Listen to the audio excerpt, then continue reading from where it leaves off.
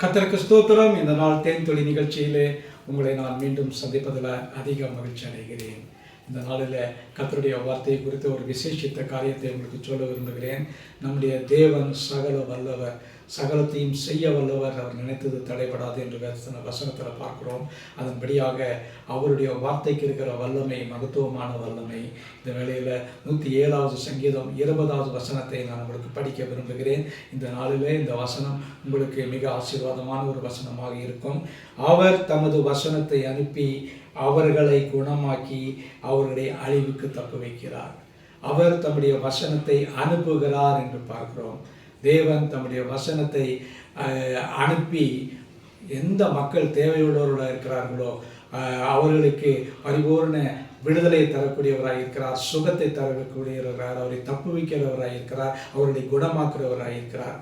நம்ம இந்த நேரத்தில் இந்த வசனத்தை வைத்து ஜெபிக்கின்ற வேளையில் நமக்கு யாராவது ஜெபிக்க கேட்டுக்கொண்டாலும் அவர்கள் எந்த தேசத்தில் இருந்தாலும் எந்த கண்டத்தில் இருந்தாலும் எத்தனை 1000 மைல்களுக்கு அப்பால் இருந்தாலும் கூட நம்ம தேவனுடைய வார்த்தையை அவர் சொன்னபடி அனுப்பினால், அவர் தம்முடைய வார்த்தையை அனுப்பினது போல நாமும் நம்முடைய வாயிலிருந்து இந்த புறப்பட்டு செல்கிற இந்த வார்த்தைகள், தேவனுடைய வார்த்தைகள், நாம் யாருக்காக ஜெபிக்கிறோமோ, யாருடைய ரட்சிப்புக்காக ஜெபிக்கிறோம், யாருடைய சுகத்துக்காக ஜெபிக்கிறோமோ, யாருடைய விடுதலைக்காக ஜெபிக்கிறோமோ அவர்களை அவர் தப்புவித்து குணமாக்க வல்லவராய் இருக்கிறார்.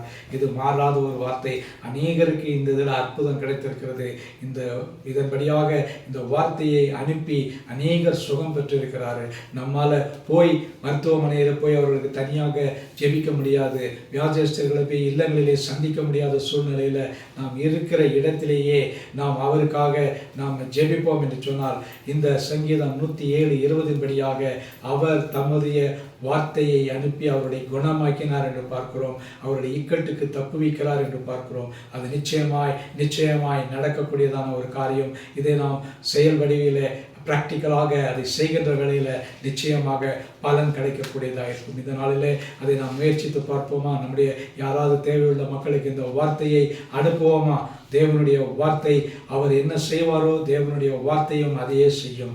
ஆகவே இந்த நாளில் அந்த வார்த்தையை நாம் யாருக்காவது ஜெபித்து அனுப்புகின்ற வேளையில் அவர்கள் விடுதலை பெற நாம் அவர்களுக்காக ஜெபிப்போம். நல்ல ஆண்டவரே, உடைய வார்த்தைக்காக நன்றி.